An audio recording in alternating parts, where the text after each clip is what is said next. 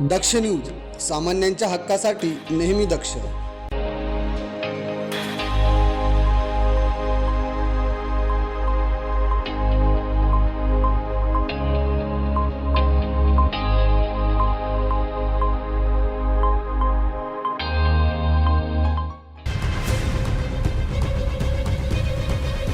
बातमी आहे इगतपुरीतून.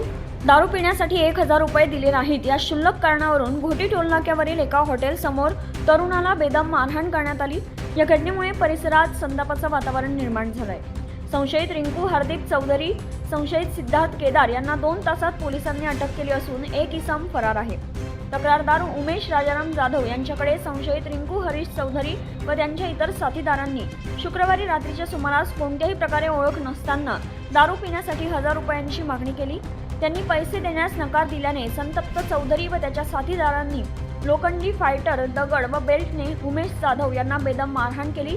एवढंच नाही तर छातीवर बसून तोंडावर, नाकावर आणि डोळ्यांवर लाथाबुक्क्यांनी मारले. तसेच जीवे ठार मारण्याची धमकी देत दहशत माजवल्याचा प्रकार घडलाय. तर घटनेची माहिती मिळताच तात्काळ पोलिसांनी घटनास्थळी दाखल होत गुन्हा दाखल केलाय. तसेच तपासाची चक्रे फिरवत 2 जणांना ताब्यात घेण्यात आलं असून फरार इस्माचा शोध सुरू आहे. तर या घटनेमुळे कायदा सुव्यवस्थेचा प्रश्न ऐरणीवर आला असून संशयितांवर कठोर कारवाईची मागणी नागरिकांकडून केली जात आहे. भागीरथ आतकरी, दक्ष न्यूज, इगतपुरी.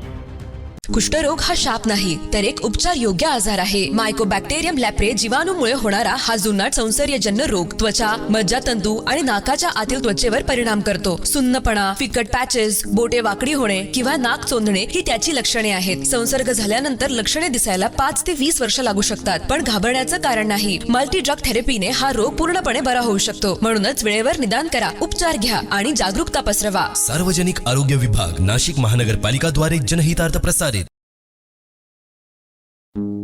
नाशिक महानगरपालिकाद्वारा एक विशेष सूचना. नाशिक शहरातील थकबाकीदार मिळकत धारकांना कळविण्यात येते की 23 फेब्रुवारी ते 5 डिसेंबर 2024 या कालावधीतील थकीत मालमत्ता कर एकरकमी भरल्यास शास्तीतून 95% सूट मिळेल. मालमत्ता कर भरण्यासाठी सार्वजनिक सुट्टीच्या दिवशीही सर्व वसुली कार्यालये सुरू राहतील. नाशिक महानगरपालिकेच्या मालमत्ता कर विभागाद्वारे जनहितार्थ प्रसारित.